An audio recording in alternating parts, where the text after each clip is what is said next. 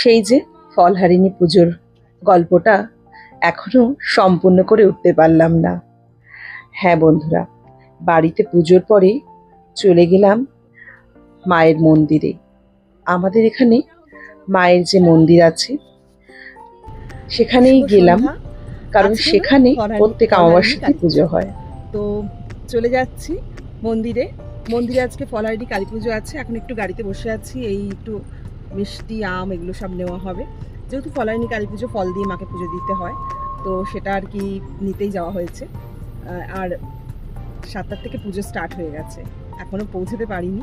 এই মন্দিরের কাছাকাছি চলেই এসেছি, একটু পরেই পৌঁছে যাব। আজকের দিনে মাকে ফল দিয়ে, মিষ্টি দিয়ে, মালা দিয়ে সবাই পুজো দেয়। চলো দেখতে।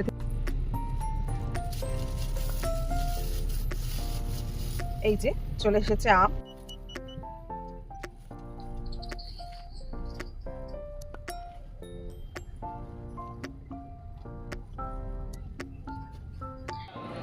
আর মন্দিরে গিয়ে পুজো দিলাম মাকে মনের মতন করে।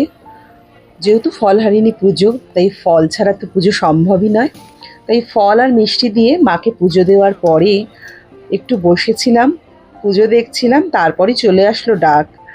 আমরা প্রত্যেকবারই অমাবস্যা পূর্ণিমাতে যখনই পুজোতে যাই, সবাই মিলে, বন্ধুরা সবাই মিলে আমরা এরকম প্রসাদের জন্য পুরো প্লেট সাজাই।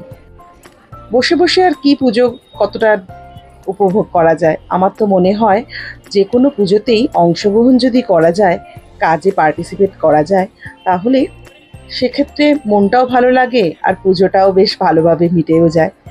তো আমাদের এই মন্দিরে আমরা সবসময়, তোমাদের আগেও বলেছি, পূর্ণিমা অমাবস্যা সবসময় পুজো হয়। আর এছাড়া তো বড় পুজোগুলো আছেই। এখানকার সঙ্গে যে ক্লাবটা আছে, সেই অ্যাসোসিয়েশনে আমরা সবাই মেম্বার, তো সবসময় আসা যাওয়া চলতেই থাকে। দিয়ে মায়ের খুব সুন্দর করে আরতি হচ্ছিল, আমরা প্লেট সাজাতে ব্যস্ত ছিলাম। তার মাঝখানেই একটু আরতির জন্য মাকে দেখবো বলে একটু উঠে পড়লাম। ব্যাস একটু আরতি দেখলাম, দেখার পরে আবার প্লেট সাজাতে বসে গেছিলাম। এইভাবেই যে কোনো পুজো আমরা পার্টিসিপেট করে থাকি। এতে মনও ভালো থাকে আর কাজও একসঙ্গে হয়ে যায়। আর এভাবেই চলে আমাদের এখানে পুজোর কাজকর্ম। তার সঙ্গে যেটা হয় সেটা হলো বাঙালিদের প্রত্যেক মাসে গেট টুগেদার।